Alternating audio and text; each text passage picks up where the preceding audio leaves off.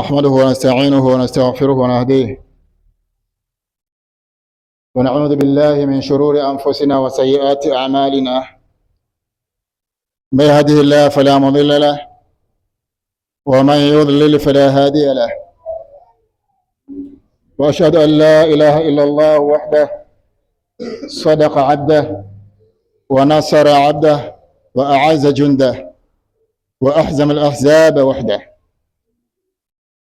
وأشهد أن محمدًا عبده ورسوله بلغ الرسالة وأدى الأمانة ونصح الأمة وجاهد في الله حق جهاده حتى أتاه اليقين. قال الله تعالى: يا أيها الذين آمنوا اتقوا الله حق تقاته ولا تموتن إلا وأنتم مسلمون. يا أيها الناس اتقوا ربكم الذي خلقكم من نفس واحدة وخلق منها زوجها وبث منهما رجالا كثيرا ونساء، واتقوا الله الذي تساءلون به والأرحام إن الله كان عليكم رقيبا.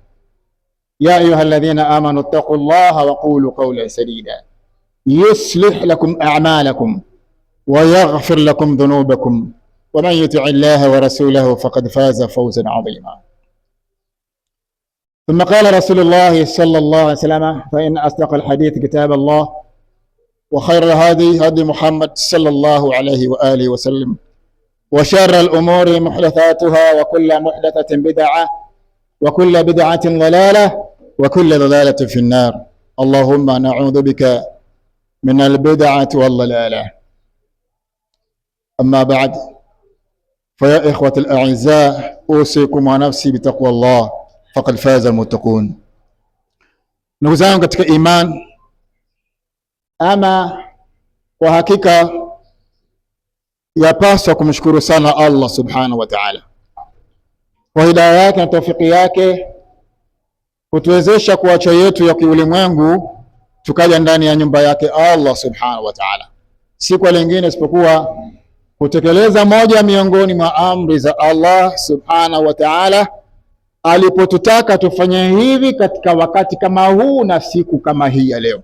Ndugu zangu ni katika imani ya Islamu, awali ya yote nahusia nafsi yangu na kuhusieni juu ya kumcha Allah subhanahu wa ta'ala, kwani hakika ya mambo yalivyo, mafanikio yetu duniani hapa na baada ya kuondoka hapa duniani hupatikanwa katika kumcha Allah subhanahu wa ta'ala. Ndugu zangu, katika hutuba yetu hii leo insha Allah tuzungumzie juu ya suala moja. Baada ya kuwa ni masiku takribani 15 tu tangu baada ya kuondokewa na mwezi mtukufu wa Ramadhani, kiasi kwamba kwa masiku haya kila mmoja yawezekana akawa bado anazo kumbukumbu za kutosha kabisa za yale ambayo yalijiri ndani ya mwezi mtukufu wa Ramadhani, kwa jinsi muda ulivyokuwa ni mfupi tangu Ramadhani kuondoka.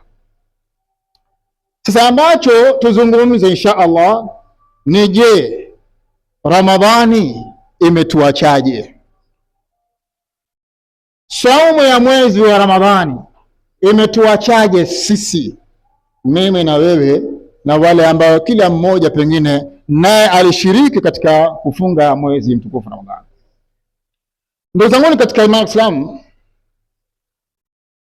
saumu ya mwezi mtukufu wa Ramadhani kwanza ni kuonyesha mapenzi ya Allah subhanahu wa ta'ala kwetu sisi,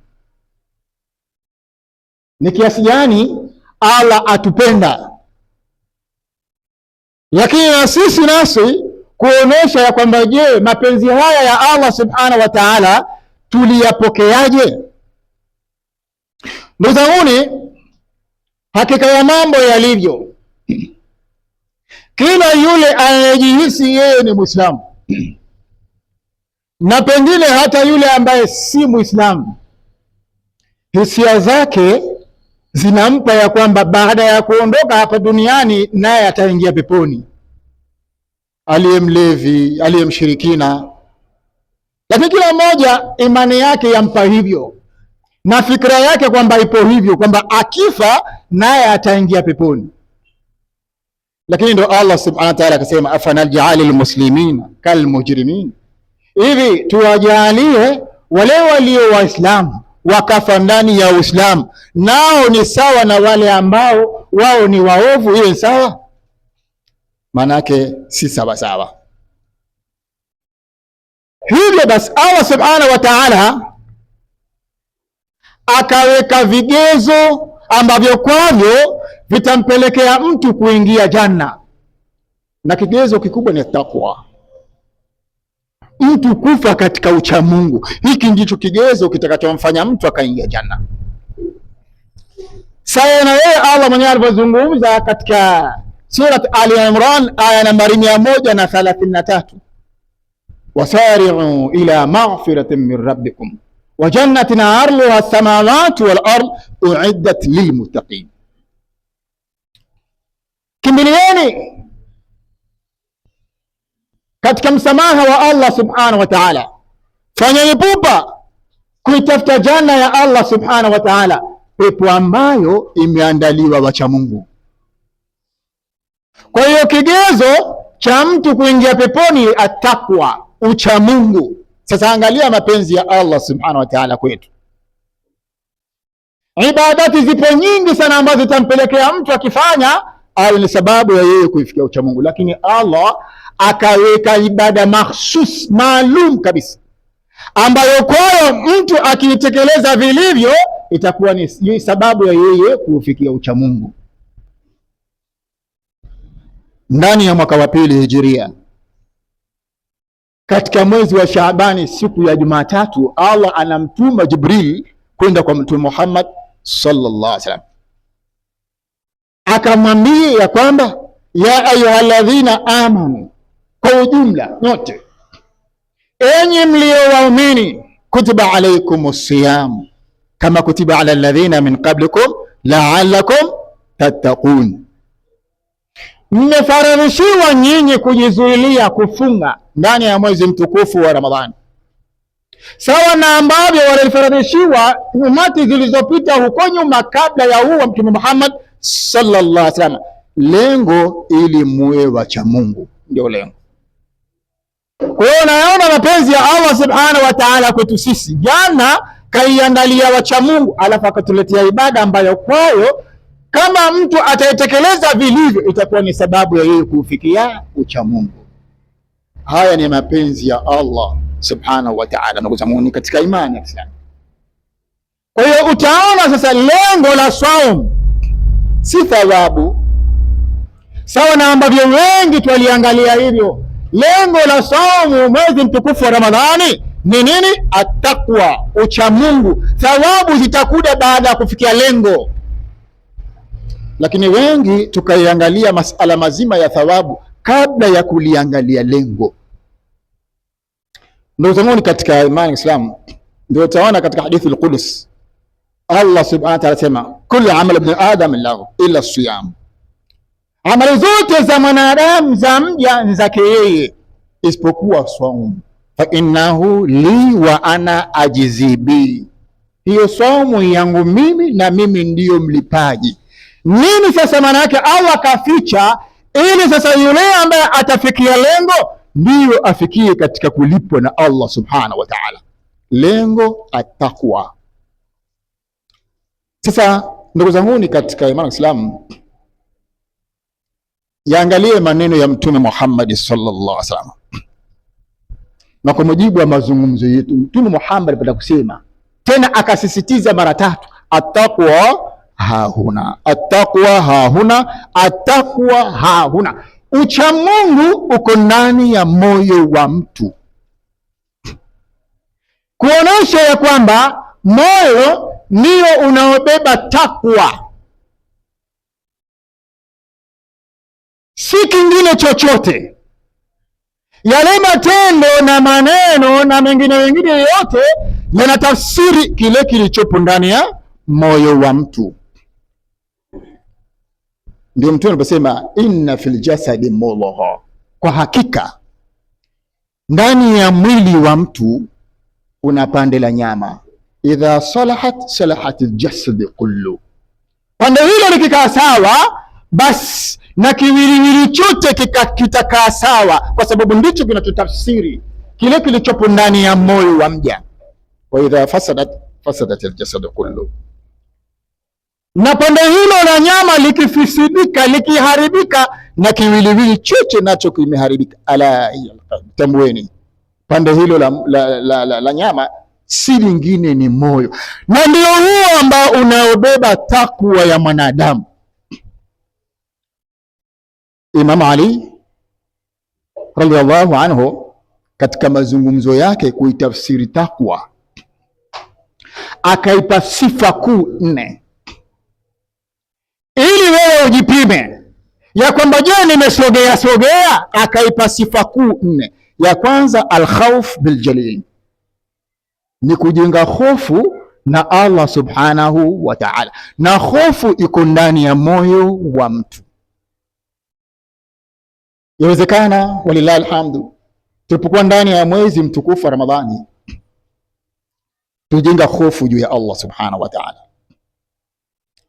ikafikia hatua mfungaji akaacha chakula chake, akaacha vinywaji vyake vya halali, akaacha matamanio yake na mkewe na mumewe kwa ajili ya kumwogopa Allah subhanahu wa ta'ala. Chakula anacho nyumbani, maji anayo nyumbani, kama kinywaji chochote, mke ama mume wako pamoja, tena sehemu ambayo wana hakika hii ni siri, lakini wakashindwa kufanya chochote. Hofu ya Allah subhanahu wa ta'ala. Je, baada ya kuwa imeondoka Ramadhani, hofu ile bado ipo? Alkhawfu biljalil. Lakini pia akasema wala amal bitanzil, na kuyafanyia kazi yale yaliyoteremshwa kutoka kwa Allah kuja kwa Mtume Muhammad sasa kwa ajili ya waumini wa Islam. Walillahi alhamdu. Qur'ani miongoni mwa yaliyoteremshwa ndani yake ni kujizuilia saumu ya mwezi mtukufu wa Ramadhani, watu kufunga. Walillahi alhamdu, tumejitahidi iwezekana, tena tukachunga na mipaka yake ndani yake. Walqinaati bilqalil, na kukinaika, kutosheka na ile riziki ambayo wewe waiona ni ndogo, lakini Allah kakuruzuku kwayo. Yawezekana, walillahi alhamdu. Ndani ya mwezi mtukufu Ramadhani tulijitahidi juu ya hilo, ikawa mtu karidhika ile jioni amekata saumu na maji yake, lakini anachokila pengine ni vipande vya muhogo na uji tu, na pengine hata ile daku akakosa chakula akanywa maji akaridhika ndani ya siku 30. Lakini ya 4, wal istidad fi yawmi rahim, na kufanya maandalizi na siku ya kuondoka hapa duniani. Yote hayo ni maandalizi kwa ajili ya kuondoka hapa duniani. Yawezekana tumejitahidi juu ya hilo, na tumuombe Allah subhanahu wa ta'ala atujalie hivyo.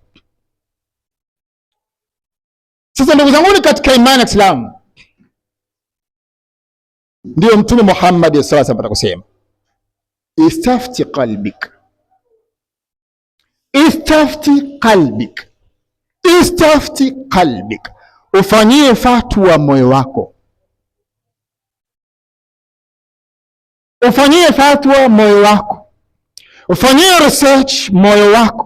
Baada ya kuwa Ramadhani imeondoka, vile ulivyokuwa moyo ndani ya mwezi Ramadhani, na sasa bado uko hivyo, ile hofu juu ya Allah bado ipo, kuyafanyia kazi yale yaliyoteremshwa kutoka kwa Allah bado hali hiyo ipo, kukinaika na kichache ulichoruzukiwa na Allah, hiyo hali bado ipo. Maandalizi kwa ajili ya siku ya kuondoka, hali ipo, au tayari tumeshabadilika? Bado tuko ndani ya Shawwal, leo siku ya 15. Je, hali tulivyokuwa nayo ndani ya Ramadhani ndiyo hali tuko nayo mpaka sasa? Katika ile migawanyo walao mitatu ya nyoyo zilivyo, kalban maridhan, moyo uliojaa maradhi, hasadi, chuki, kupenda maasia, moyo wako ukoje na hili? Qalban dhakira, moyo ambayo wamkumbuka Allah na kupenda kumtaja Allah na yale ya Allah. Wewe moyo wako mpaka sasa hivi uko hivyo? Au qalban khashi'a, au moyo ambao una khushu' juu ya Allah na maamrisho na makatazo ya Allah subhanahu wa ta'ala, mpaka sasa moyo uko hivyo? Istafti qalbik, ufanyie fatwa moyo wako ukoje, ambao ndio uliobeba attaqwa, ucha Mungu. Ndugu yangu katika imani ya Islam, Ramadhani imeshaondoka kama ambavyo Allah alisema katika surati al-Baqara 184, ayyama ma'dudat, ni masiku machache yenye kuhesabika, na ukifanya tathmini kimahesabu ni 8% tu ya mwaka mzima. Yaani siku 30 tulizofunga ni 8% tu ya mwaka mzima, siku 365, 8% tu, sehemu ndogo sana, masiku machache sana, na hakika yalishaondoka. Leo siku ya 15 tangu yaondoke. Tukoje baada ya Ramadhani imeshaondoka? Angalia Umar ibn Khattab, utakusema man kana yaabudu ramadhana fa inna ramadhana qad mada. Yote yule ambaye alikuwa akiabudu mwezi wa Ramadhani, Ramadhani shaondoka. Man kana yaabudu Allah fa inna Allah hayyun la yamut, yule ambaye akimwabudu Allah aliyeleta hii somo ya mwezi Ramadhani, Allah bado yupo, tena ni wa milele. Na hivi yawezekana miongoni mwetu ndivyo tulivyo.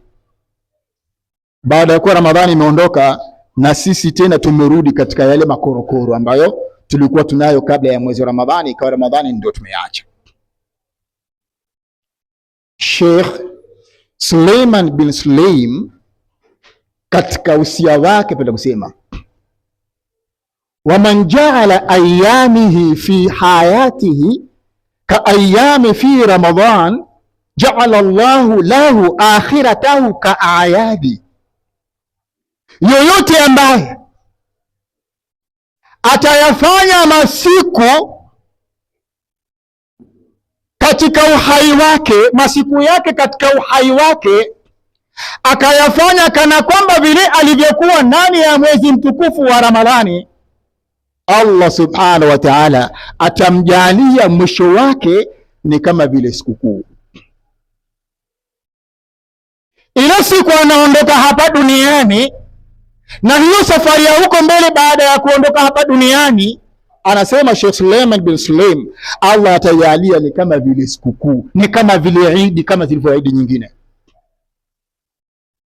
Maneno haya ya Sheikh Suleiman bin Sulaim yanatiliwa nguvu na maneno ya Allah subhanahu wa ta'ala katika sura Fussilat aya 30 mpaka 32, au sura inaitwa Hamim Sajda. Pale Allah aliposema innal ladhina qalu rabbuna Allah thumma istaqamu tatanazzalu alayhimul malaika alla takhafu wa la tahzanu wa abshiru bil jannati allati kuntum tu'adun nahnu awliyaukum fil hayati dunya wa fil akhirah wa lakum fiha ma tashtahi anfusukum wa lakum fiha ma tad'un nuzulan min ghafurir rahim. Subhanallah. Yule ambaye, wale ambao watakuwa wanasema, wale ambao walisema kwamba sisi Mola wetu ni Allah, na alafu wakaisimamia kauli yao hiyo walioisema kwa matendo na matamshi, wakaishi katika hofu juu ya Allah, wakatekeleza maamrisho ya Allah na wakaacha makatazo ya Allah subhanahu wa ta'ala. Allah anasema wakati wa kutolewa roho kwao, tatanazzalu alaihimul malaika, malaika wanawateremkia watu hawa. Nini wanawaambia? alla takhafu wala tahzanu, msiwe na hofu yoyote na wala msihuzunike. kwa hili, wa abshiru biljannati allati kuntum tu'adun, wanawaambia sherehekeni, furahini kutokana na pepo ya Allah subhanahu wa ta'ala ambayo nyinyi mliahidiwa. Nahnu awliyaukum fil hayati dunya wa fil akhirah, sisi ni vipenzi vyenu, sisi ni marafiki zenu katika uhai wenu wa dunia, na sisi tutaendelea kuwa ni vipenzi zenu katika maisha yenu ya akhira. Walakum fiha ma tashtahi anfusukum, na humo katika pepo mtapata vile ambavyo nafsi zenu zinapendelea kuvipata. Walakum fiha ma tad'un, ndani ya pepo hiyo mtapata chochote ambacho nyinyi mtakuwa mnakihitaji kukipata. Nuzulan min ghafurir rahim, ni tafrija ambayo inatoka kwa Mola wenu mwingi wa kusamehe, mwingi wa rehema. Ndugu zanguni katika imani, tukoje mimi na wewe? Hasibu anfusakum qabla an tuhasabu, kama alivyosema Sayyidina Umar, wawazinu a'malakum qabla an tuwazanu, zifanyieni tathmini nafsi zenu kabla ya kutathminiwa na Allah subhanahu wa ta'ala. Yapimeni matendo yenu kabla ya kupimwa na Allah subhanahu wa ta'ala. Saumu zetu zidi kuwaje? Tutafakari, muda si mrefu sana tumetoka huko. Bal al-insani ala nafsihi basira, uhakika wa mambo ilivyo, kila mmoja anajitambua yeye mwenyewe. Ndani ya Ramadhani alikuwaje na sasa yukoje? Kila mmoja nafsi yako ikoje? Amaratun bisuki, ni ile nafsi ambayo inaamrisha kutenda yaliyokuwa ya maasi, inapenda maasi, nafsi lawama, au ni ile nafsi ambayo inajilaumu mara tu baada ya kuwa imefanya maasi ikarudi kwa Allah kumwomba msamaha? Iko hivyo baada ya Ramadhani imeondoka? Au nafsi mutmainna, au nafsi ambayo walau wajipa matumaini au kama nikiondoka hapa mbele ya Allah walau utapata mapokezi yaliokuwa mazuri?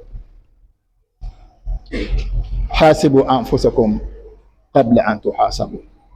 Aqulu qawli hadha fastaghfirullah, inna Allaha ghafurur rahim. Ninahusia nafsi yangu na ninakuhusieni juu ya jambo zima la kumcha Allah subhanahu wa ta'ala, ambalo ndilo lengo la Allah subhanahu wa ta'ala kutuletea saumu ya mwezi mtukufu wa Ramadhani, ambayo imetuacha kiasi cha siku 15 tu nyuma zilizopita.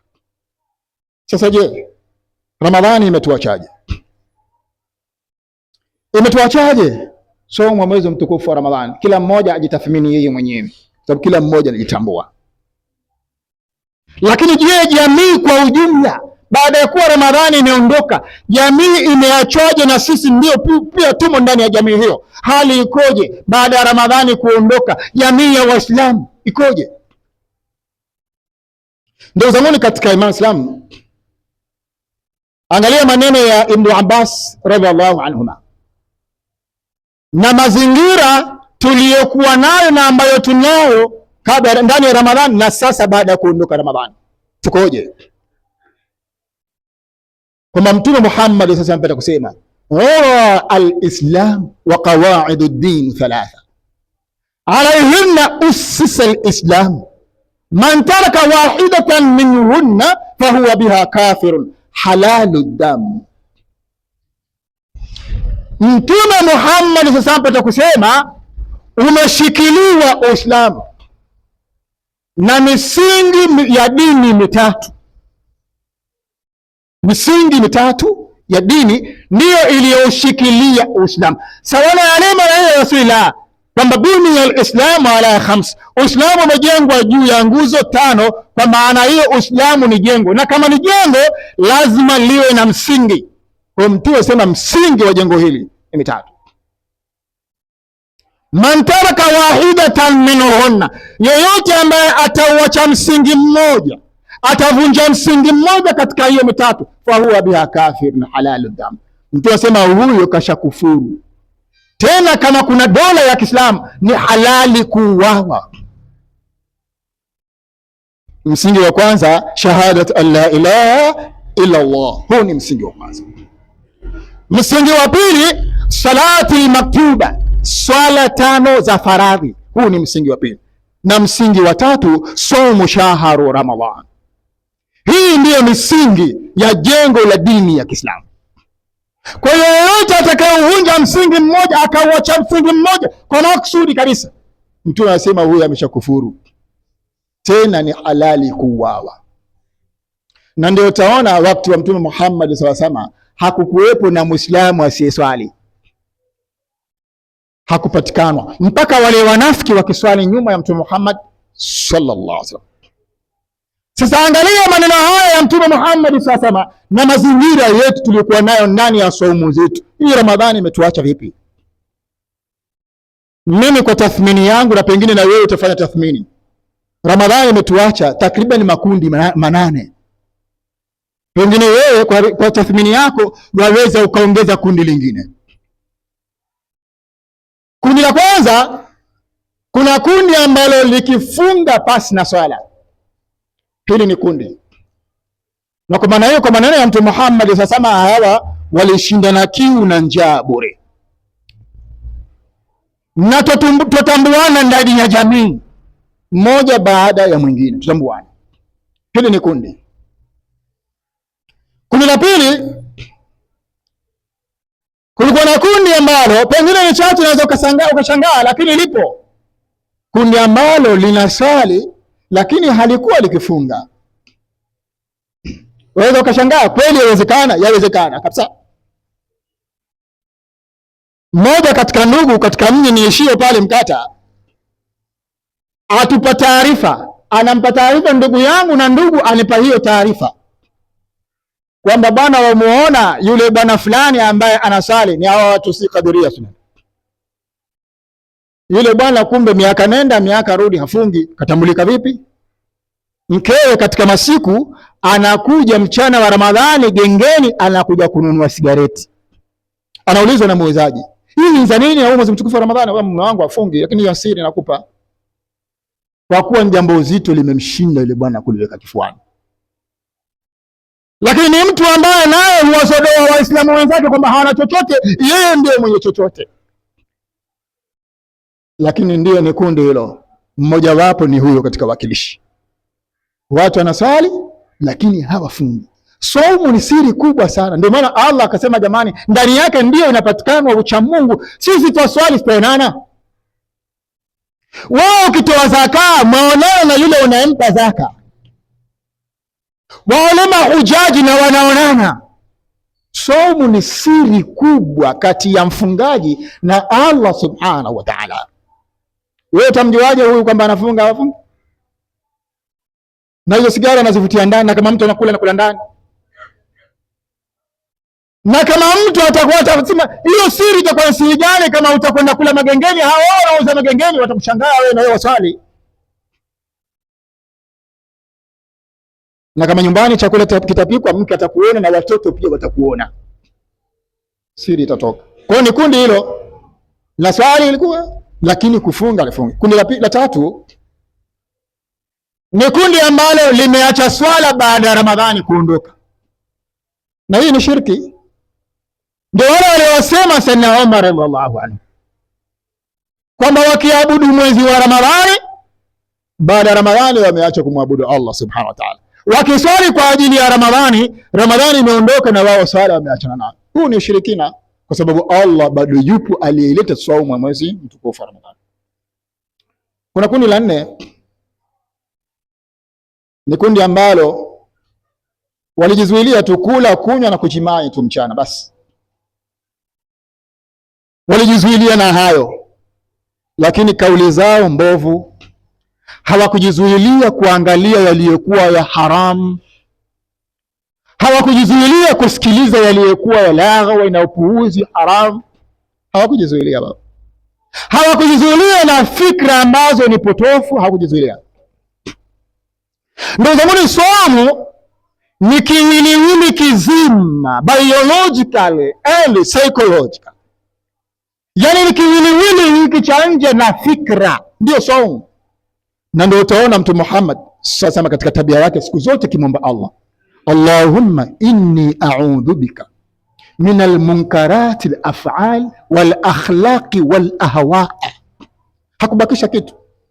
Na Allah, mimi najikinga kwako kutokana na matendo ambayo ni maovu, kutokana na tabia ambazo ni mbovu, na kutokana na fikra, matamanio mabovu, ahwa. Kwa utakuta haikubakisha chochote saumu katika mwili wa mwanadamu, nje na ndani, haikubakisha saumu. Na je, tulijizuilia hivyo? Saumu zetu zilikuwa hivyo? Kulikuwa kundi likijizuilia tukula, kunywa na kutangamana na wake zao ama waume zao mchana wa Ramadhani tu basi, lakini mengine yote kaya wao kawaida tu. Hili ni kundi. Kuna kundi ambalo kwao Ramadhani ilikuwa ni mchana tu, usiku Ramadhani haipo. Kwa hiyo wakijizuilia na maasi ya mchana wa Ramadhani tu, lakini usiku kama kawaida wanaendelea nayo. Ndio vijana wana kauli yao, wanasema mchana enzi, lakini usiku ni mbu, anabadilika. Mchana hati muumini, lakini usiku muumini anaugua, hanao tena kwa ajili ya nini? Ya Ramadhani tu ile mchana. Kwa kwao kundi hili ilikuwa saumu mwezi wa Ramadhani kwao mwezi wa Ramadhani kwao ni mchana tu, lakini usiku haikuwa, mwezi wa Ramadhani haukuwepo. Hili ni kundi.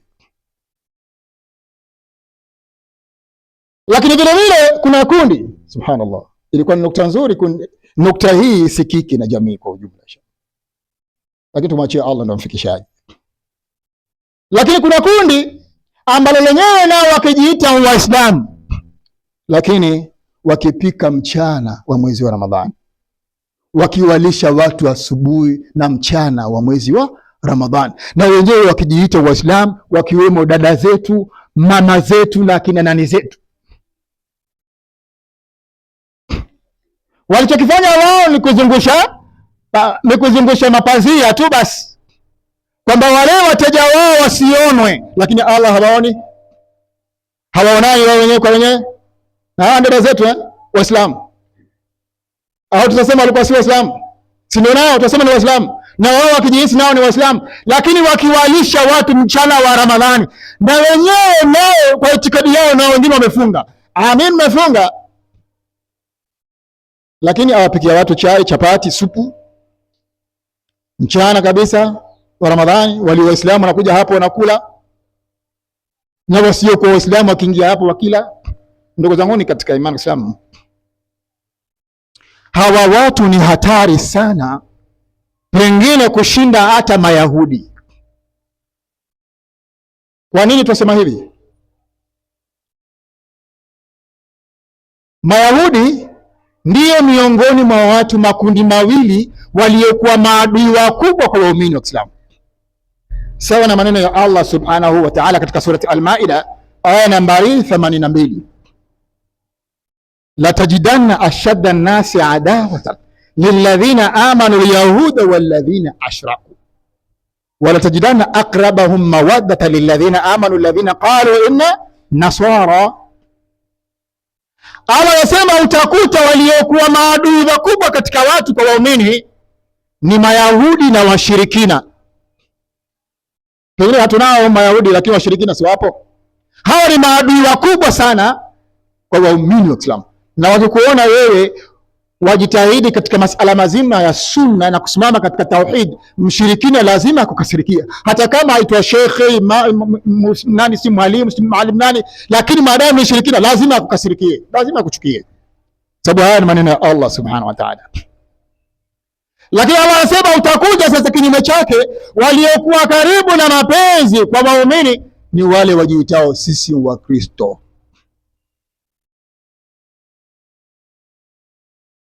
Pale maeneo tulipo,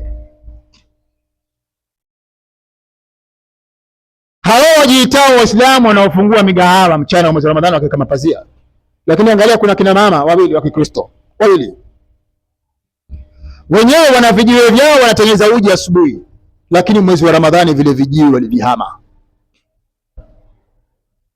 kwa kupa heshima mwezi mtukufu wa Ramadhani, wakitembeza ule uji wao ndani ya machupa yao kwenye mafuko yale makubwa kabisa, yani mpaka kama wewe ni mgeni upeleke kuuliza ile nini, ndio utaambiwa kwamba yule anauza kitu fulani.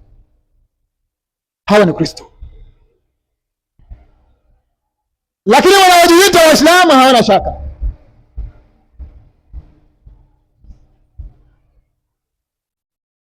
Moja katika masiku ndani ya mwezi mtukufu wa Ramadhani, ndani ya mji wa Madina,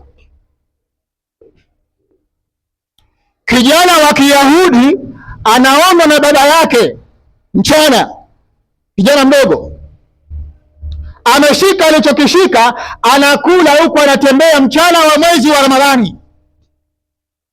Baba yake alimwambia, njoo, wewe hutambui kwamba huu ni mwezi mtukufu kwa Uislamu?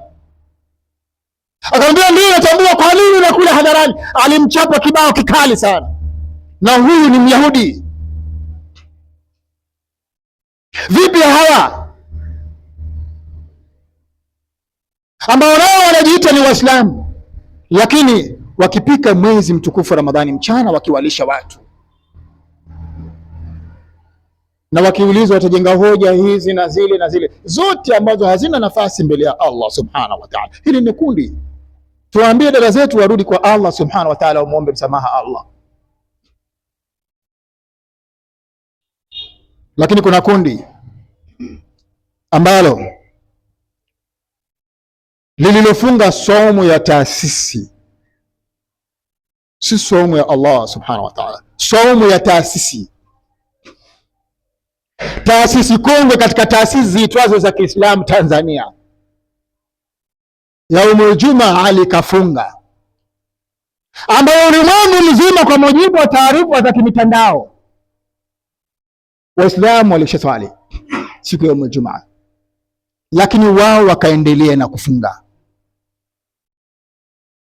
kitendo ambacho ni haram kwa mujibu wa Uislamu na kwa maneno ya Mtume Muhammad sallallahu alaihi wasallam,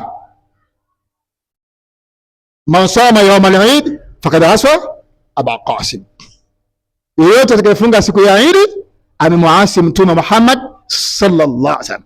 Na Allah asemaje? wa man ya'si Allah wa rasulahu faqad dhalla dhalalan ba'ida, na yeyote atakayemuasi Ali na Allah na akamuasi mtume wake, huyo kapotea upotevu uliokuwa mbali kabisa na haki. Ni kundi. Muombe Allah subhanahu wa ta'ala ndugu zetu warudishe katika usawa, lakini itakuwa ni hali ni kusikitisha sana. Kundi la 8 ni ile kundi ambalo Allah subhanahu wa ta'ala amezungumza katika surati Tauba aya nambari 112 akitokea nambari 111. At-taibun al-abidun al-hamidun as-saihun ar-raki'un as-sajidun al-amiruna bil ma'ruf wan nahuna 'anil munkar wal hafidhuna li hududillah wa bashiril mu'minin, wale wenye kutubia kwa Allah subhanahu wa ta'ala baada ya kuwa wamefanya maasi. Na wengi kati yetu tulimlilia Allah subhanahu wa ta'ala ndani ya mwezi mtukufu wa Ramadhani, ya Tawwab tub alaina, ya Tawwab tub alaina, ya Tawwab tub alaina. Al-aabidun, wale wenye kumwabudu Allah ipasavyo, maneno yao na matendo yao ni ya kumridhisha na kumpendezesha Allah subhanahu wa ta'ala katika maisha yao ya kila siku. Alhamidun, wale wenye kumshukuru Allah subhanahu wa ta'ala katika kila wakati, yakiwapata mazuri, yakiwapata yaliyokuwa ni shida, wao humwachia Allah subhanahu wa ta'ala, hawamkufuru Allah. As-saihun, katika nukta ya msingi, as-saihun, wale wenye kufunga saumu ya sawa sawa. Ar-raki'un as-sajidun, wale ambao wanaorukuu na kusujudu, bimaana wakiswali kwa ajili ya Allah subhanahu wa ta'ala. Wal-amiruna bil ma'ruf wan nahuna 'anil munkar, wale ambao wenye kuamrisha mema na kukataza yaliyokuwa maovu. Walhafidhuna lihududillah, na wenye kuhifadhi mipaka sheria za Allah subhanahu wa ta'ala. Wabashiril mu'minin, wapi bishara? Hao ni waumini. Hiyo ni bishara njema kwa waliokuwa waumini. Angalia sifa hizo alizotaja Allah subhanahu wa ta'ala. Tujitathmini, mimi na wewe tumo katika sifa hizo ambazo Allah subhanahu wa ta'ala alizitaja. Ramadhani ishatuondoka. Pengine nimalizie hotuba hii na maneno ya Sheikh Ibn al-Jawzi rahimahullahu ta'ala, pale aliposema ya man wafa ramadhana ala ahsan hal la tataghayyar ba'daha fi shawwal. Ya man wafa ramadhana ala ahsan hal la tataghayyar ba'daha fi shawwal.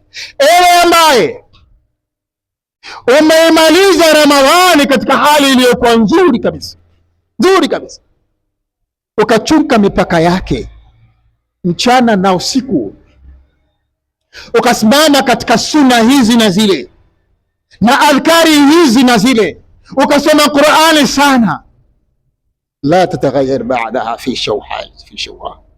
Chonde chonde, chukua tahadhari usije ukabadilika tena baada ya hapo ndani ya mwezi Shawwal. Na kama basi ndani ya Shawwal tayari ushabadilika, huko kwendako mbele itakuwaje? Na Ramadhani juzi tu hapo, leo takriban siku ya 15. Kama hapo tayari ushabadilika, ile hali ambayo nzuri ilikuwa nayo ndani ya Ramadhani ushaachana nayo, hapa tu mapema, huko mbele utakuwaje? Ndugu yangu katika imani Islam, istafti qalbika, ufanyie fatwa moyo wako, kaa ujitathmini. Huu moyo ndio unaobeba ucha Mungu. Ucha Mungu ndio tiketi ya janna.